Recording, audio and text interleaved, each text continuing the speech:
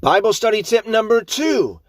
Expand your vision. Get some peripheral vision. Do not practice scriptural tunnel vision.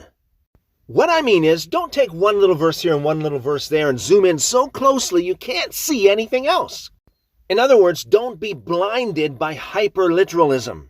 There are 2 ways to commit this fallacy. Number 1, you become so hyperliteral you ignore common sense. And number 2, you zoom in on a passage so much that you ignore the entire context of Scripture. Here's a good example of the first fallacy. Luke chapter 2, verse 1. A decree went out from Caesar Augustus that all the world should be registered. Verse 3, so all went to be registered. Does that mean the pre-classic Mayans of Central America packed up and went to Caesar Augustus? Does that mean the Han dynasty of China with all of its people went to register with Caesar Augustus? Does that mean the ancient indigenous people of Australia packed up and traveled over land and sea to go and register with Caesar Augustus? Of course not. That's an example of being hyperliteral and ignoring common sense.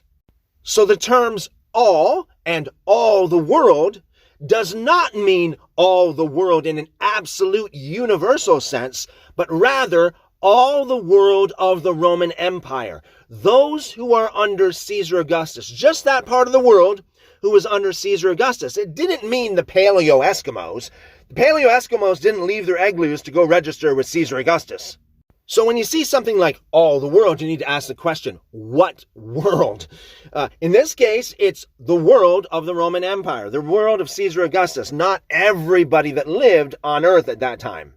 And now, here's an example of fallacy number 2. When a person has scriptural tunnel vision, they focus in on a verse here, a verse there, a passage here, a passage there, and they ignore the entire context of Scripture. Psalm 14, verse 1, there is none who does good. Verse 3, there is none who does good, no, not one.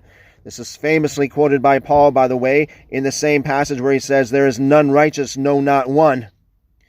Should we take this in an absolute universal sense, that there is none who does good, no, not one?